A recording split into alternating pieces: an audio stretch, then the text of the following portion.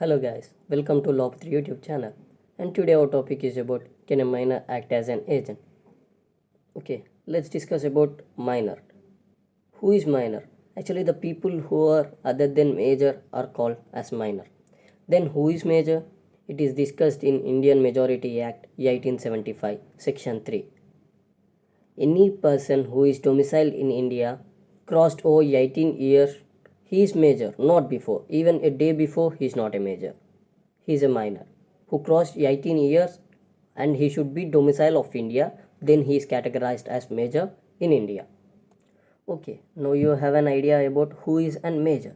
Then let us discuss about who is an agent. What agent mean and where it is defined. Actually, agent is defined in Indian Contract Act 1872. Chapter 10, Section 182 mainly describes about agent and principal. Who is an agent? Agent is a person who is employed to do an act for another person or to represent another person in dealings. And the person for whom such acts are made, such representation is done, is called principal. Now let us discuss section 183. Who can employ an agent? Means the person who can hire an agent. The person who is hiring an agent should be a sound mind and a major. He cannot be minor.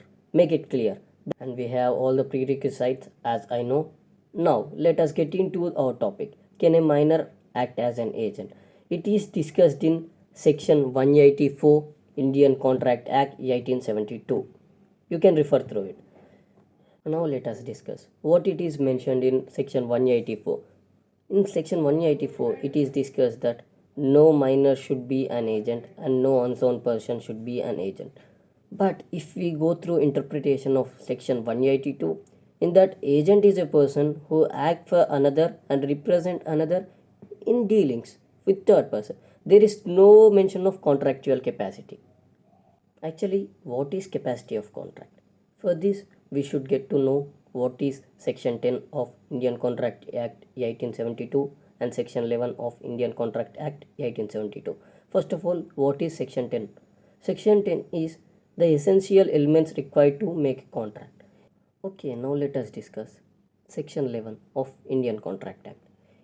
It describes about who are the competent of contract. A person who attained age of majority as per the law he is subjected to, and a person who is of sound mind, and a person who is not disqualified by law or competent to contract. It means it says that whoever did not attain the age of majority and who is not of sound mind and who is disqualified by law or incompetent to contract. It is contractual capacity. As per this, there is no contractual capacity to minor. Now you came to know what is contractual capacity. As an agent does not require contractual capacity, then a minor can also be an agent. But in such cases where a minor is appointed as an agent, he is not liable to his principal. Now let us see Partnership Act. In section 30 of Partnership Act, it is mentioned that a minor can admit as benefit partner and he is not liable for anything regarding company. By seeing all these sections interpretations, you can note that a minor can be act as an agent. But if a principal make a minor as his agent, then the minor is not responsible for any loss of principal. For example, there is a marketing manager and he employed minor to sell some of his products which were 5000, and by misunderstanding of some rates of the product minor sold it for only 4000. Then there is a loss of 1000 for marketing manager, but minor is not responsible nor liable for those 1000 to the marketing manager because the contract which is made by marketing manager to minor is void of initio, means void from the starting. Minor cannot participate in the contract. In short, we have master and servant relationship where master says something to the servant to do in this way, then servant does the thing in the same way as master advised. Then there would be a loss or some damage. then the damage or the loss which is caused by actions of servant shouldn't be liable by servant. The liability is upon the master, because master told the way to do him and he did in the same way. If master told to do in some way and servant has done it in another way, then the liability lies upon servant but not the master. But when it comes to minor, master may tell him to do the thing in a way and advise him to do it, action in this way itself, but minor did the action in his own way and it caused damage and liability. The liability is not upon minor, it is completely upon master. There would be no liability in such cases.